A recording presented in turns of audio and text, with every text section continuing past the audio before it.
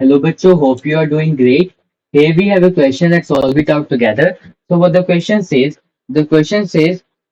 which of the following pair is selective and select specific mode of transport? मतलब हमें pair दे रखी है कुछ, उसमें से हमें ये डिस्कशन करना है कि कौन सी जो प्रोसेस है या कौन सा ट्रांसपोर्ट है वो सिलेक्टिव और स्पेसिफिक दोनों होता है। तो एक एक करके बात करेंगे। तो यहाँ पे की कंसेप्ट क्या रहेगा?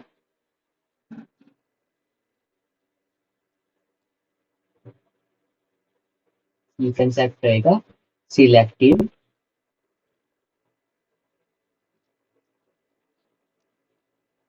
Selective and specific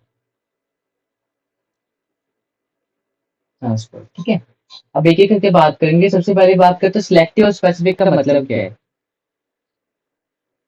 selective and specific.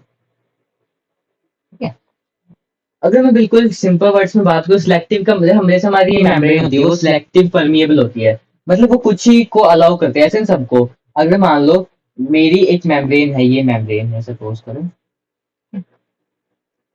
इसके सामने दो प्रोटीन है, इसके सामने दो प्रोटीन है, मान लो सपोज करो ए और बी। अगर ये परमिएबल मान लो किसी एक प्रोटीन के लिए है, अगर मैं बोल रहा हूँ this membrane is permeable for protein A, permeable for a, तो क्या होगा? थोड़े समय बाद देखूंगा तो ए तो ट्रांसपोर्ट हो जाएगा बट बी नहीं रहेगा। तो सिलेक्टिव का मैं बिल्कुल सिलेक्ट, मैं सबको नहीं जान देगी, कुछ ही चीज को जान देगी। और स्पेसिफिक का मतलब अगर ऐसे एक और एग्जांपल लेके दूं, सपोज मेरे पास कोई एंजाइम है, ये है, ठीक है, ऐसे एंजाइम है। तो एंजाइम के तो बहुत सारे साइट होते हैं, वो बिल्कुल स्पेसिफिक होते हैं। मान ली ये शेप है, एक ये शेप है और एक ये शेप है।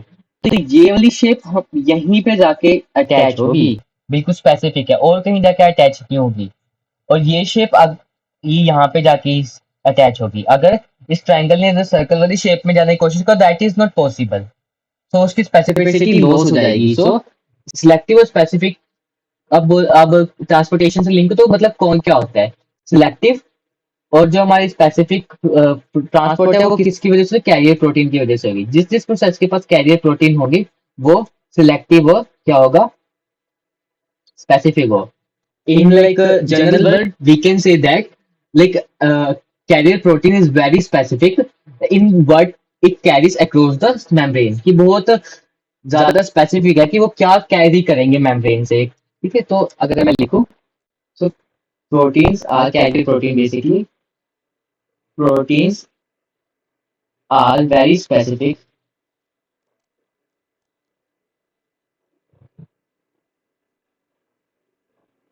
in what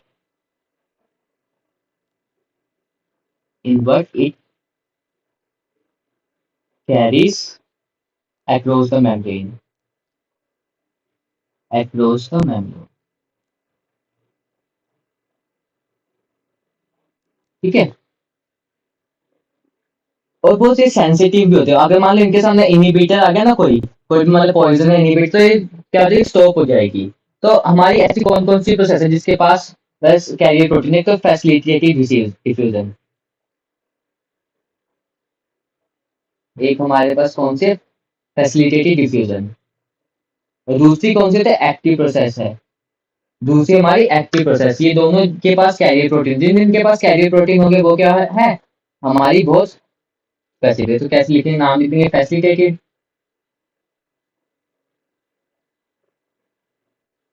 diffusion. इसके पास देखो डिफ्यूजन में क्या होता है, हाई कंसंट्रेशन लो कंसंट्रेशन में जाता है कोई भी मॉलिक्यूल, बट क्या होता है सोलिबिलिटी पे बेस पे, जैसे मेम्ब्रेन किसकी बनी होती है? लिपिड की बनी होती है, तो लिपिड को ही जान देती है। बट क्या होता है, अब जो लिपिड सोल्यूबल है उनको ही जान देती है, जो लिपिड इनसोल्यूबल उनको जाने नहीं देगी। तो कैरियर प्रोटीन वहां आए कि जो लिपिड सोल्यूबल नहीं है उनको जाने देंगे। और दूसरा एक्टिव प्रोटीन, इसके पास पंप होता है, पंप बेसिकली प्रोटीन ही होती है। तो एक्टिव और फैसिलिटेटेड डिफ्यूजन। तो हमारे आंसर में क्या हो जाएगा? सी हो जाएगा हमारा आंसर। देखो पैसिव में नहीं चाहिए होता, पैसिव में नहीं चाहिए होता कैरियर प्रोटीन, इसमें चाहिए होता तो पूरा ही गलत हो जाएगा। अगर पैसिव में फिर यहाँ पे फिर गलत होगा फैसिलिटेटेड, ये आधा सही आधा ये भी गलत। सिंपल डिफ्यूजन में नहीं चाहिए, इसमें तो आधा गलत फिर। पूरा सही होना चाहिए, दोनों में चाहिए, फैसिलिटेटेड में और एक्टिव में। तो आंसर क्या हो जाएगा? C. Hope this is clear to you. Thank you so much. All the best.